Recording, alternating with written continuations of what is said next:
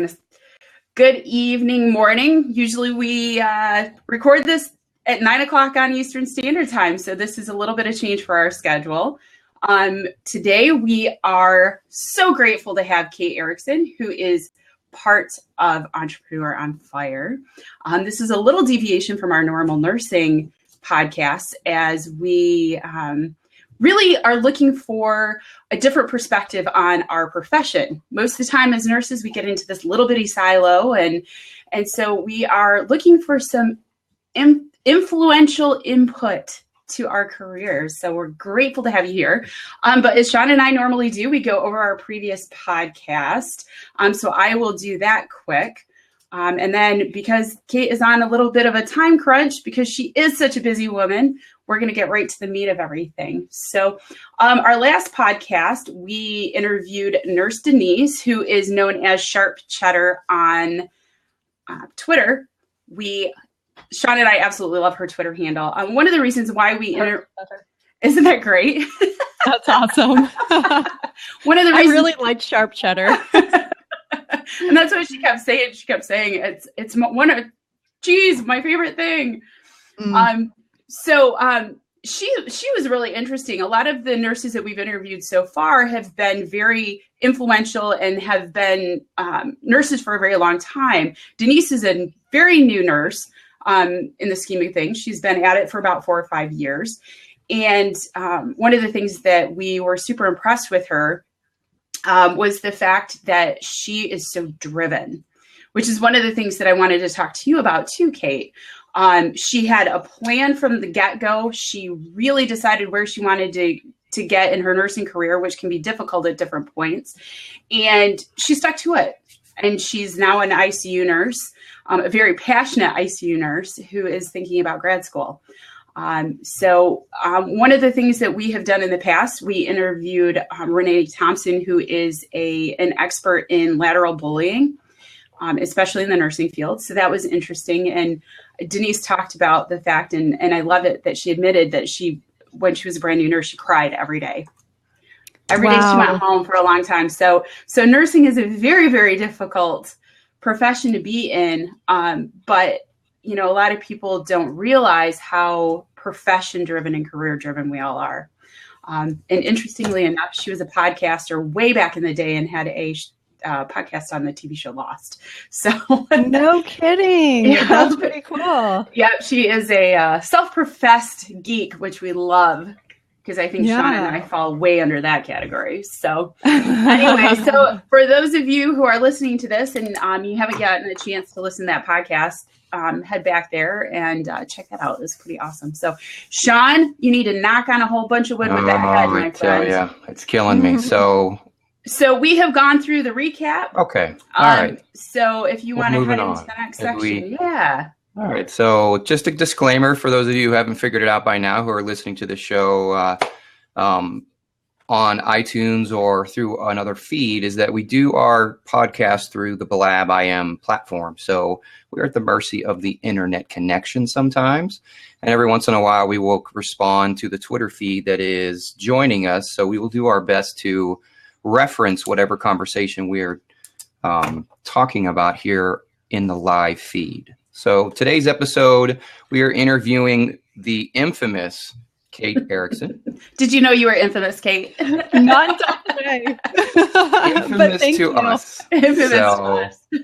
We have listened to your voice for hours. Yeah, isn't that so funny? That's the world of podcasting. You really get to feel like you know someone. Yes, and that's what's ironic about podcasting. So, we're gonna talk. Let me do a little introduction here. So, Kate Erickson, she is the content creator and community leader for Entrepreneur on Fire, which is with John Lee Dumas. They've been around for a number of years now, and if I'm not mistaken, they are number 1 or number 2 when it comes to the top 10 list of podcasts. John hosts a daily podcast, and Kate has her own podcast called Kate's Take, the EOFire Audio Blog. She also not only runs that podcast, but she also runs the blog content that goes on to EOFire. She's been involved in advertising and marketing since 2008. She actually started as a fan of the EOFire website and the EOFire movement before she actually became part of the HQ team. For my co-host and I, we learned of Kate when we jumped into this pool we call the podcasting world. Your podcast, as well as John's and a host of other podcasts, were suggested by a fellow podcaster who is a good friend of ours to listen and to gain some knowledge and experience in regards to what exactly is this thing called a podcast and how is it ran and what are some of the finer points, meaning what's successful and what's not successful. If I'm not mistaken, there's a term out there called pod faded, and there's a lot of podcasts out there that start full court press and do a wonderful job for a number of months, maybe even a year, and then all of a sudden just disappear. And they call that pod faded. And Kate and John and a host of others have figured out a way to not succumb to the pod fade.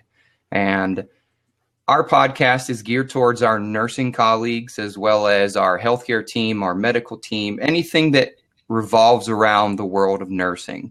So when we invited Kate to come on our show, I know there were a lot of questions as to what could Kate offer to our listeners in regards to helpful tips and tricks to the healthcare world. And I thought, because of the challenges that we deal with every day in regards to success and failure, in regards to living or pursuing our dreams, in regards to secrets of success, I thought Kate would be a wonderful resource to give to our nursing colleagues and all of our healthcare colleagues on how she does it, how she continues to do it, and what we can take from her in regards to taking it from, while she is in the marketing world and she is a full-time podcaster, so to say, meaning either she runs her own or she is helping out with the business that she helps run.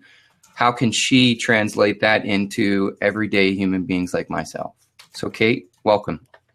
Thank you so much, Sean, Emily. I'm so excited to be here. I was really honored that you guys asked me. And when you did ask me, I thought, well, I just want to make sure that I'm going to be able to provide value to your audience. Of course, it's not normally the niche that I'm in, but I do see, to your point, Sean, a lot of similarities in the way that we run business and the way that, even we get geared up to launch a podcast. Like if you think about the nursing field, there's a lot of upfront work and a lot of barriers that are going to weed out people who really just aren't that serious about the industry or the profession of being a nurse and caring for other people. And I think that you can draw a lot of parallels to business that obviously you guys have recognized. Emily, to your point, like you were talking about your previous guest and how tough it was but she was so driven and she would go back every day and she continued doing that schooling and all of that stuff that she needed to do. I mean, it's so entrepreneurial in a sense, right? That you have to get knocked down every day, but you got to get back up and you got to do it again the next day or else you're not going to make it. And that's just fact. Yeah. Well, and nursing has a large overlap. I think we are very technical in a lot of ways. And, you see people like Mike Rowe, who's always pounding those hands-on skills, which I think is fabulous. Nursing, in my mind, has a very large overlap, especially when you've been a nurse for a certain amount of time. We have that go to work every day kind of concept. But there are a lot of us who get stuck because getting through nursing school is a pinnacle, and then you realize it's really not. So listening to your podcast has been great, I think, for both of us. Yeah. So inspiring is a kind word. A kind. I'm looking at things very differently. So we are grateful you're here. So let's jump right into it. Yeah, fill in some of those blanks that Sean hit. He had quite a long bio for you, but what are some of the things we've missed so far that are important about you? Well, I've only been an entrepreneur for about 4 years, and I actually had a year after I took my first entrepreneurial leap and tried to start my own business. I ended up going back to corporate. My business failed. I worked in advertising and marketing for a year, and then that's when I joined the team with John at Entrepreneur on Fire. But my background is very largely corporate. So, I'm still every day kind of fighting a mindset of like, I like all this stuff that's so comfortable to a lot of people that I used to work with. You know, when I told people I was leaving my job to be an entrepreneur, they're like, are you crazy? You're leaving safety and comfort and all these things. Only to find out actually last week, the department that I used to work for like 5 years ago, they're all being laid off. So it's kind of like really interesting to take a look at the risks that I've taken, everything that's freaked me out, that's scared me, that's been something that I'm not sure if I can do or not. And it's all those things that I've taken the risks, and I've faced a ton of fears over the past few years. And without that, I wouldn't be where I am right now. So, I mean, just knowing like how early I am in my entrepreneurial journey and kind of helping other people understand that, like, yes, it's tough, but it's tough for a reason. Like, I'm living the exact life I want to live right now. Like, I wake up every single morning and I'm doing exactly what I want to do. And whether that's entrepreneurship or nursing or, working a nonprofit, like whatever that is for anybody, like, I just want people to know that they can have that. All you have to do is go after what you want. And so that's just kind of what I'm really passionate about sharing with others. I'm a huge systems and processes person, as you guys probably know from listening to the podcast. And, you guys talk about the fact that a lot of the things that we talk about in entrepreneurship, it really can be related to any part of your life. I mean, we see systems and processes in our life every single day, and we don't even know it. I mean, when you wake up and you do certain things in the morning, you're doing a process. When you, go to the grocery store, you are a part of a process. And, taking that outside of business and applying it to our everyday lives, I really think that we could find a ton of happiness in that. Like, I know I do. Oh my God, I could talk to you for hours about that. I'm a flight nurse in my normal job, and everything is based on a process and standard work. And so I think I make my husband crazy because I come home and do the same thing. So I have a question on what you said. A lot of nurses will get into a position where they are at the bedside. They're not necessarily happy, but it's what they know. What suggestion do you have for those people, number one, to help identify that that's really the issue, that maybe they're not where they need to be, but how to take that very first step into making that change? Yeah. And I know exactly what that feels like, because that's what I felt like for 3.5 years in my last corporate job before I took my entrepreneurial leap. It was like, I thought that's what I was supposed to be doing. And so I would go into work every day and I'd kind of be like, man, I'm not really excited about going to work today. I'm not really passionate about what I'm doing. I don't feel fulfilled when I go home at the end of the day. I'm just kind of like, well, I checked that block and I'm going to get a paycheck in a couple of weeks. And I have health insurance. And Exactly. And if you're continuing to tell yourself that, but not recognizing that there is another option, then that other option, like, you just need to tell yourself mentally and like literally, there is another way. So, I mean, if that's something that you experience one day out of 50, then, it's probably not that you don't want to be doing that. You just had a tough day. Everybody has tough days. But if you go to work every single day and you're like, really don't want to do this today. Like, you're already dreading whatever meetings you have. You're dreading whatever patients you're going to see, then it's time to maybe take a step back and say, is this really what I want to be doing? Maybe there's a different department in the hospital that I want to work in, or maybe there's a different position. Maybe it's not a nurse. Maybe it's something, administrative. And, your passion might be for helping people in need, but that doesn't necessarily have to be as a nurse. It could be as a lot of different things, if that is, the root of why you do what you do. So I think just recognizing and believing that there is another option, that's what it took for me to say, wow, like, I don't have to feel this way. I just keep doing it because I think it's what I'm supposed to do, but I don't have to. I can make that decision to change. So now, was this something that you personally, individually did on your own, or did you recruit help? I definitely recruited help once I had that realization. So I had the realization actually when I was up for a promotion that I was told that I had. And so I was really excited about that. I thought I was climbing the corporate ladder. I was finally being recognized for all my hard work. I was so excited about that. And then the promotion got taken away from me. And I was crushed. I was heartbroken. I was like, I've worked so hard. I've been in this position for 3.5 years. This is finally my time to shine. Like, I get to get a new title and a raise, and I was going to relocate myself. And I lost it. And then I thought, you know what? Oh no. I thought, how come I'm waiting for somebody else to give me what I want? Like, why am I sitting here every day coming into a job that I don't like, expecting somebody else to recognize me? Like, why don't I recognize myself, recognize that I do have the ability to like, to do other things in my life and go out and do that? Once I made that decision, community and support was everything.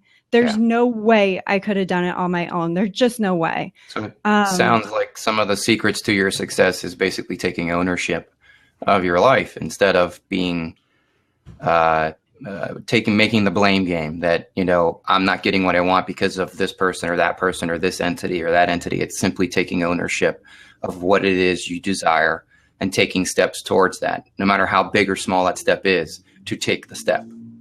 Yes. And that's an excellent point. Like, no matter how big or small this step is, like, it doesn't have to mean you quitting your job or changing your career. It could mean you just starting to think in a different way and see where that takes you. It's absolutely ownership of where you're at and the decisions that you're making. You are I had to tell myself, I am deciding to go into this job every day. No one's holding a gun to my head. Nobody's making me do this. I'm deciding to do it. So if I don't want to, I just need to decide to do something else. You have no idea how that parallels our world. You really have no idea. I wish I could make you understand how, if we closed our eyes, you're a nurse. You're not an entrepreneur. You're not in marketing. You are a nurse talking right now, because that's exactly what our coworkers speak like. That it's ridiculous. Mm-hmm. So Kate, how did you identify those very important people to helping you make those changes? One of the things we struggle with in nursing is strong leadership, but also very strong mentorship.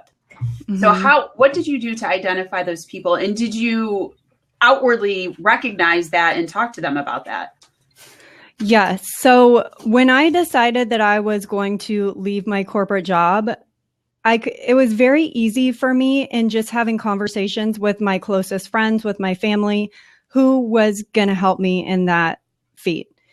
If I talked to a friend and they said, "Oh my gosh, you are crazy. There's no way that you can leave your job," that was a mental check for me that person was not going to be part of my support system. It didn't mean that they weren't going to be my friend anymore, but it just meant that they weren't going to be the person that I relied on or counted on for help and support.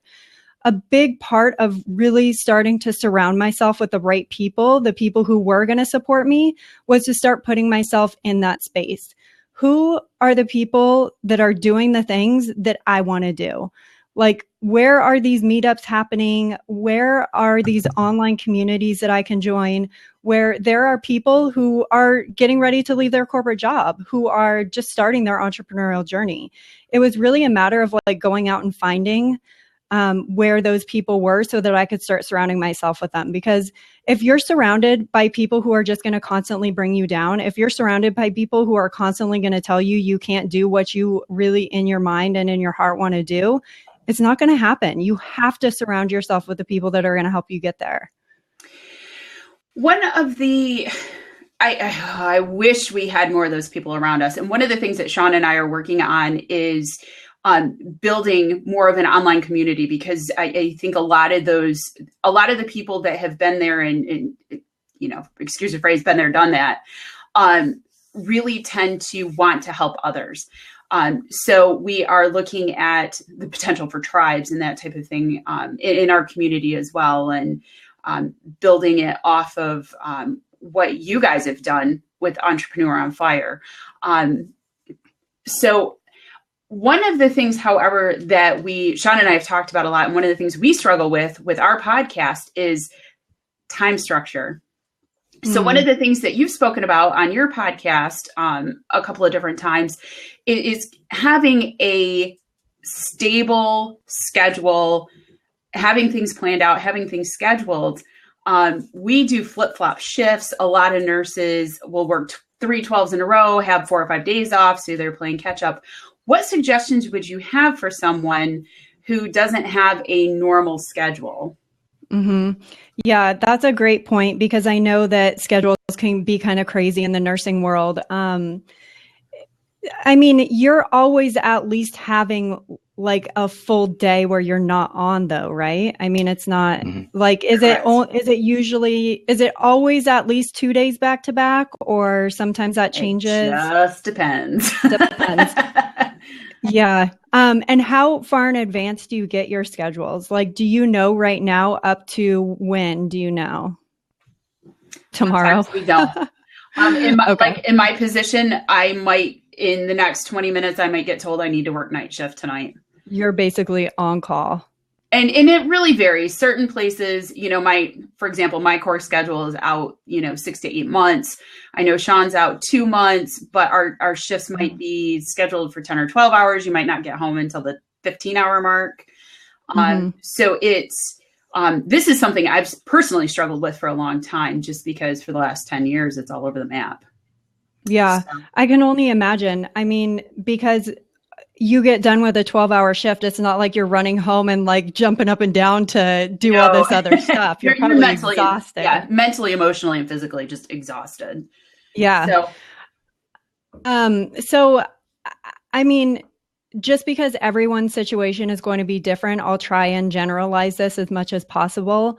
But if there's any way that you have some type of, heads up on when you'll have a day off, I would batch as much of your activities as possible. So like for you and Sean, if you guys know this week that on Wednesday, both of you are going to have, like, you're not going to be at work, then what 4-hour time block, and I'm just being totally random here, what 4-hour time block can you and Sean spend together, and how can you best prepare yourselves for that 4-hour time block? Not like, I think a lot of people think half the battle is getting that schedule, half the battle is finding the time, but the whole battle is making sure that you leverage that time efficiently. So if you guys say like, okay, we're going to have 4 hours together, like don't wait till you guys get together at the beginning of those 4 hours to decide what you're going to do with those 4 hours. Like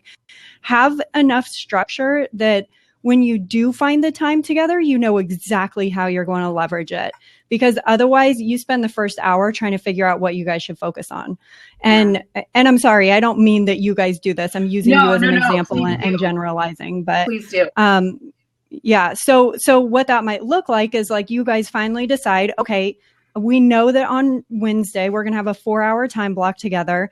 What are the most important things that we need to focus on during those 4 hours? Like what can we accomplish in those 4 hours? Maybe it's 4 interviews. Maybe it is getting up your show notes for like the next month. Maybe it is putting your social media together. Like, and you guys are a team. I mean, how are you dividing roles? That's another important thing to look at, so that, Emily, when you do get called into work, that Sean's not like, whoa, Emily's gone, I'm not really sure what I should do to be productive right now. Sean gets bumped off a blab. What am I supposed to say?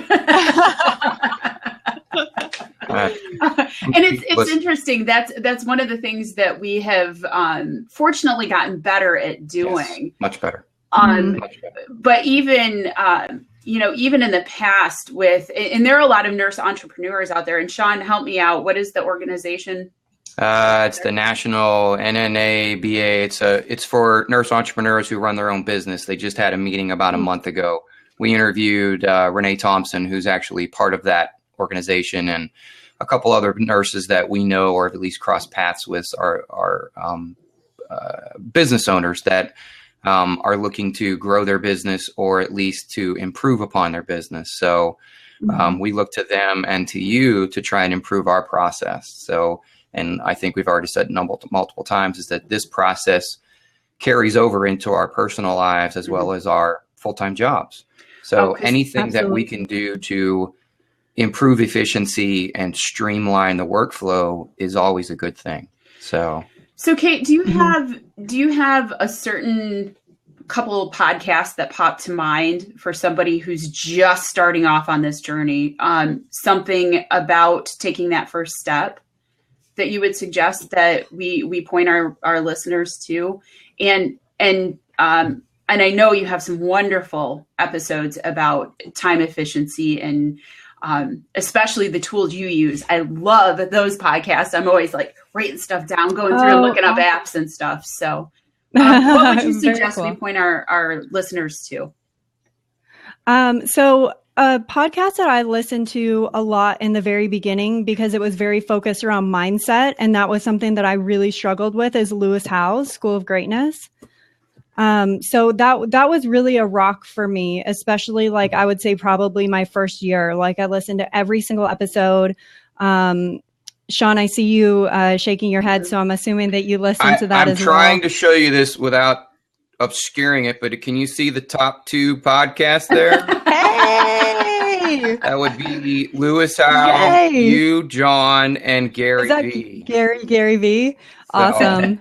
That's awesome. Thank you. Wow. I can't believe I'm in your top 4. I am trying to learn from the best, and I'm not focusing on one particular avenue. I need to broaden my horizons a little bit. Yeah.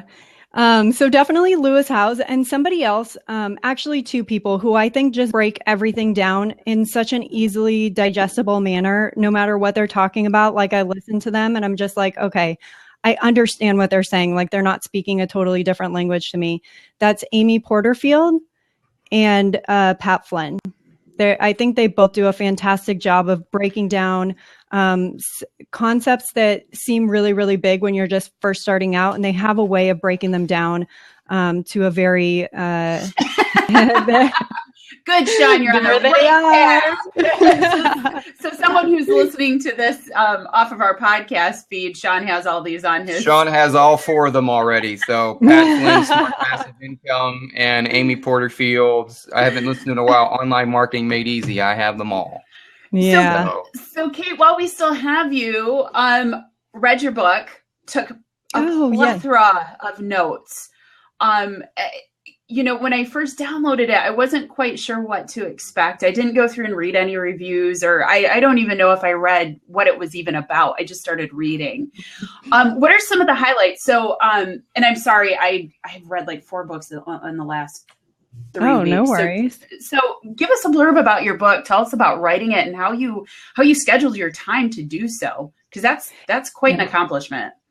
Thank you. It's always been a dream of mine to write a book, like since I was a little girl. That's one thing I knew I wanted to do. I had no idea what else I wanted to do with my life, but I wanted to write a book.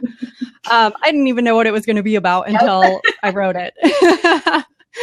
But The Fire Path is a beginner's guide to growing your online business. I literally created it based on the most frequently asked questions that I got from our audience. And I noticed a pattern when people were emailing and asking me questions of like, wow, this is, I mean, it seems like such a no-brainer, but it really took me like receiving hundreds of emails to put this together, that first people need to know how to create a strong foundation for their business. And once they do that, they need to understand how to grow an audience and how to start growing their business. And once they've started doing that, they of course need to start making money. They want to monetize and scale their business. And so as I was answering all these emails and seeing this progression, I'm like, you know what? It would be so much easier and so helpful for people if I could just put this all together in one place, because it was like so broken up. So I ended up putting it together in a book called The Fire Path. And essentially it leads you through literally creating and growing your business, how to create a strong foundation for your business from the very beginning. Even if you don't have a business idea, like I start at literally square zero. and lead you through the entire process. It's very step by step. I try to be as detailed as possible, give examples. I have action steps throughout the book to try and help people like not only absorb and learn what they need to do, but then to actually put it in place. Because I think that's the biggest challenge that we all have is there's so much content and so much information out there. And it's great information and great content, but we need to put it into action for it to actually do something for us. So I really try and encourage that throughout the book. Well, and I think there were not only pieces that I gleaned for what Sean and I have been working on, but even for some of the things just in my personal life as well. So, yeah, hats off. Writing a book has been on my list too. How long was that process from the moment you started to create the book to finish? How long was that? Well, I always say that I started creating this book the day I came onto the Entrepreneur on Fire team, because that's when I really started like learning about our audience, who they were, and fielding these types of questions. But I would say from the day that I thought like, oh, wow, I should make a book out of this, to the day that it was published and in Amazon, probably a year. Okay. Wow. Yeah. So I'm not going to reveal any of my secrets, but I have a vested interest in that, but I'm dragging my heels and going very slow because I have a tendency to bite off too much at a time. You can ask my co-host that one. So I know. That's a great question, Kate. How do you, because I know you have to have an unbelievable list of ideas that both you and John use for your show to continue to have fresh content every day. How do you not bite off too much? It's difficult. It's a struggle, or not even a struggle. I mean, it's a great struggle to have, right? Like, how do we not do too much? But that's just it. Is like, that's why it took me a year to write the book, because we had a lot of other things going on in the business. There were a lot bigger projects that we were working on that I had to give more of my focus to. And that's why it took me a year to write a book. Could I have done it in 1 month? Sure, if that's what I was fully focused on. But, we need to, if you guys haven't read this book, Essentialism by Greg McKeown, that book changed my life. I've probably read it like 4 times since I first picked it up. And I just keep reading it over and over and over again. And the concept in it and the analogy that he uses is that we continue to stuff our life with things and try to deal with priorities. And there should never be plural in priority. It's one thing. It's the most important thing that you're working on. And he gives this analogy of your closet. Like, you don't continue putting things in your closet without taking some things out. Yet with our time, we do that. We keep giving more and more of it away, and we keep committing to more things, and we keep taking on more projects, but we're not saying no to other things. And so it's really understanding that when you say yes to something, you are at the same time saying no to something else. So it really shifted my mindset about like all these ideas that you're having is that like when I said yes to writing that book, I was saying no to other things, whether I was recognizing it or not. And so it really makes you think when an opportunity comes your way, because there are tons of opportunities, right? And we want to take advantage of all of them, and we want to participate, but you've got to stop and think, what am I saying no to in order to say yes to this? Yeah. And it can be a really powerful shift to start understanding that. Powerful words.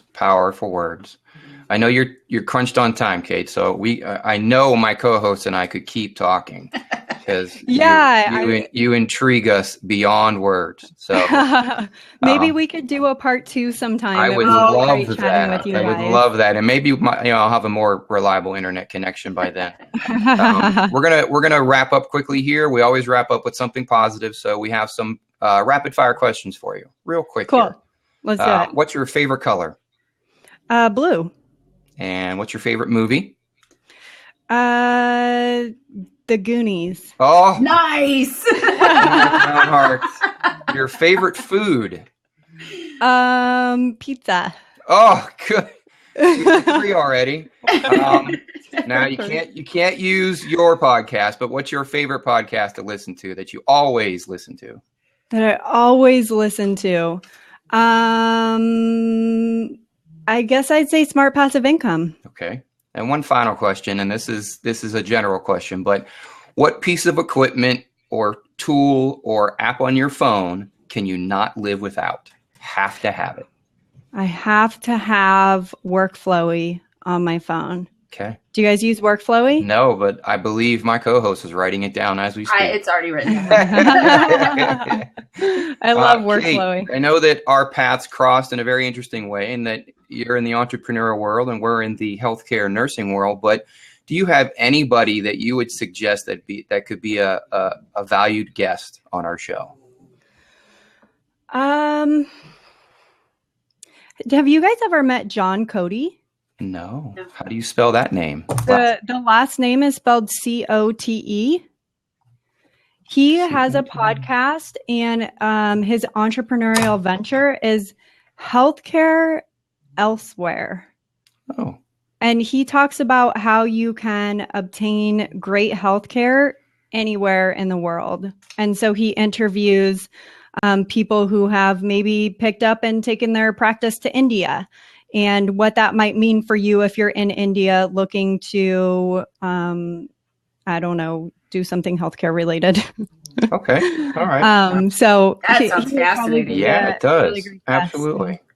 Well, because he's kind of mixed the two worlds too, healthcare and entrepreneurship. Yeah. I'm finding out quickly that there's a lot more out there than I ever imagined. Oh, so, absolutely. It's like you hit that one sweet spot and you find it just this. So I think podcasting is blogging of 10 years ago. So, yes. We're both previous and current bloggers. So that's why podcasting has become such a niche for us now. So Kate, thank you very much for tolerating the internet connection, tolerating the switcheroo there, and taking time out of your busy day to come talk with us and to provide some amazing value for our guests and for our listeners. Do you have any parting words for us? Trust your gut.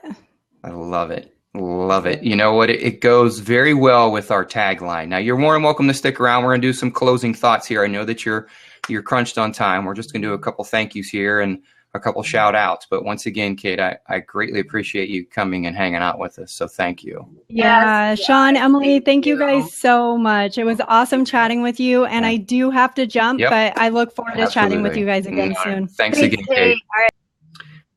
All right. So that was awesome. That was awesome. You know, Sean, one of the things that I'm realizing every single time we have a podcast and we have a new guest here, I learned so much that I just didn't expect to. Unfortunately, my host has once again bounced off due to technical issues. So I am going to do the final thank yous for the podcast. Again, we would like to thank Kate Erickson, who is part of Entrepreneur on Fire. She has her own podcast, the EOFire Audio Blog. So if you haven't listened to her, check her out.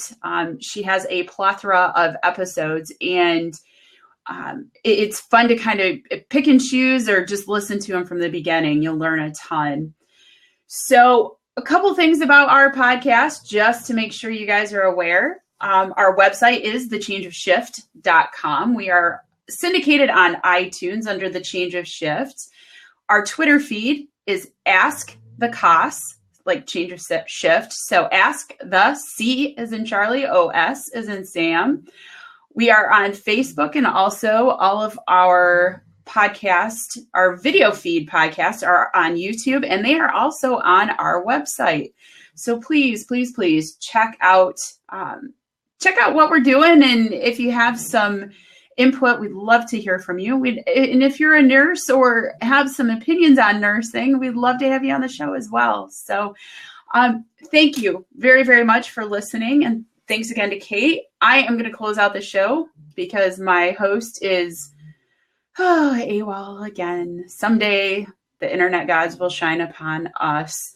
So one thing Sean and I always want to make sure that you do in any situation. Sean, you're back just in time. Amazing. So You gave out our thank yous. I gave out thank yous. I have gone through and talked about where everyone can find us. Yes. I think I've gotten to everything except putting up the final topic, and which is already up, so we're good. And reminding everyone, check your own pulse first. Always check your own pulse first. Thanks, everyone, and we will catch you with our next show.